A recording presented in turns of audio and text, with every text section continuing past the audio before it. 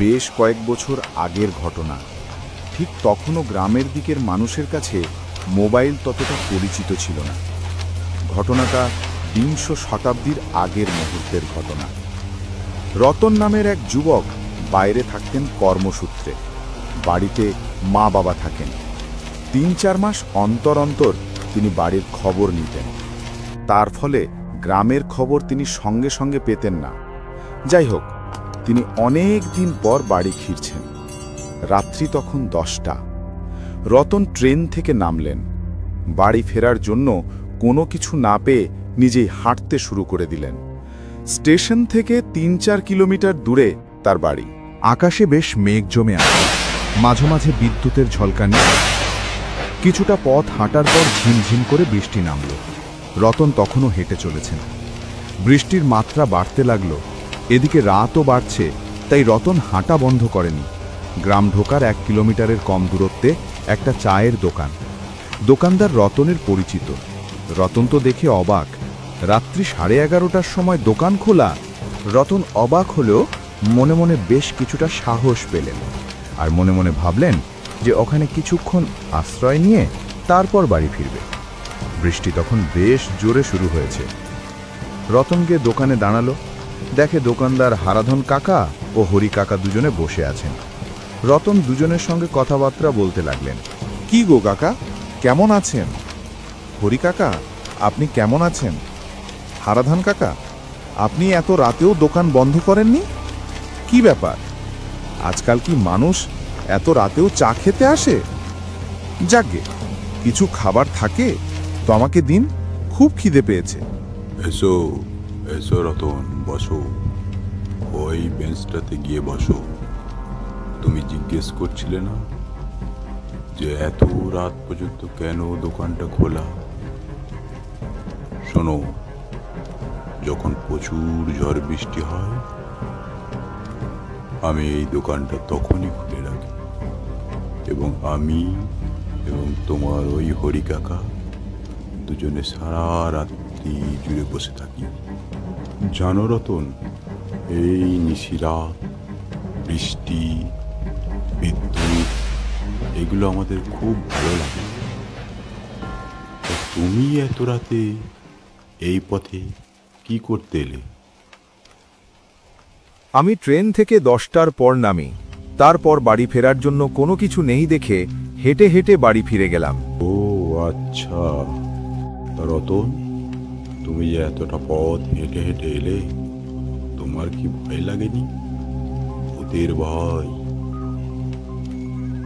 রাত্রিবেলায় তো অনেক ভূতের আনাগোনা হয়, তোমার কি ভয় লাগেনি রতন?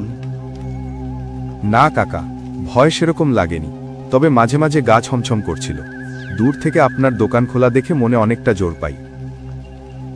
হ্যাঁ, তবে এটা সত্য কথা যে সব ভূত খারাপ পায় না। কিছু কিছু ভূতও মানুষের কল্যাণের জন্য থাকে। তো ঠিক আছে রতন, অনেক রাত হয়েছে, বৃষ্টিটাও কমে গেছে। তুমি এরপর বাড়ি ফিরে যাও। তোমার মা বাবা হয়তো চিন্তায় থাকবেন। যাও রতন, যাও। আবার যদি কখনো সুযোগ হয়, হয়তোবা তোমার আর আমার মধ্যে দেখা হবে। হারাধন কাকার কথা শুনে রতন বাড়ির দিকে রওনা দিল এবং মনে মনে হারাধন কাকার ভৌতিক কথাগুলো ভাবতে লাগল।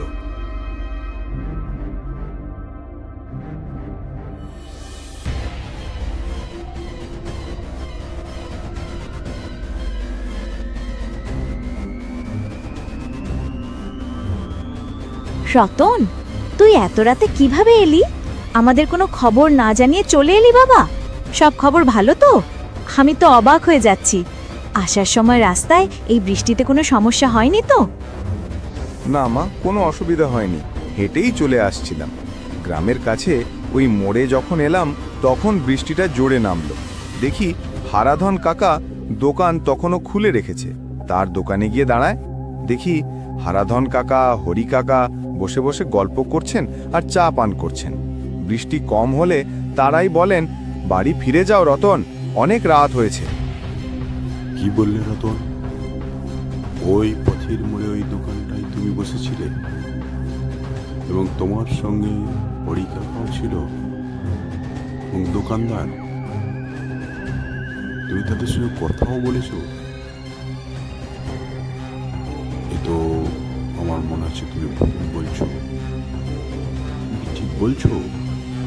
হ্যাঁ বাবা, আমি ওই দোকানেই দাঁড়িয়েছিলাম। তবে হারাধন কাকার কথাগুলো আমার কেমন যেন লাগলো।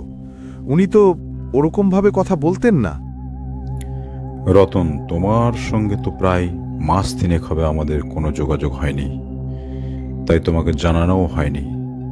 আজ থেকে মাস 2-3 আগের ঘটনা।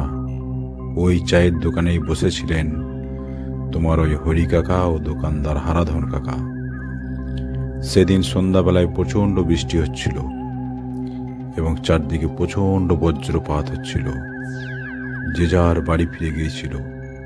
শুধু হরি ও হারাধন এই দুজনেই মিলে চায়ের দোকানে বসেছিল।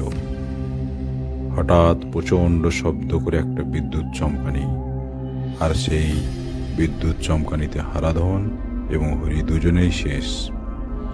বৃষ্টি বন্ধ হওয়ার পর 2-1 ওই রাস্তায় ফিরছিল। তারা গ্রামে খবরটা দেয়। তারপর আমরা সবাই গিয়ে দেখি চায়ের দোকানটা বজ্রপাতে পুড়ে গেছে এবং হরি ও হারাধন আধ পড়া হয়ে মাটির মধ্যে পড়ে আছে। কয়েকদিন পর দোকানটাও ভেঙে সাফ হয়ে যায়। আর তুমি বলছো ওই দোকানেই তুমি আশ্রয় নিয়েছিলে? তাদের সঙ্গে আবার কথাও বলেছো? ঠিক আছে, চলো খাওয়া দাওয়া করে শুয়ে পড়ো, অনেক রাত হয়েছে।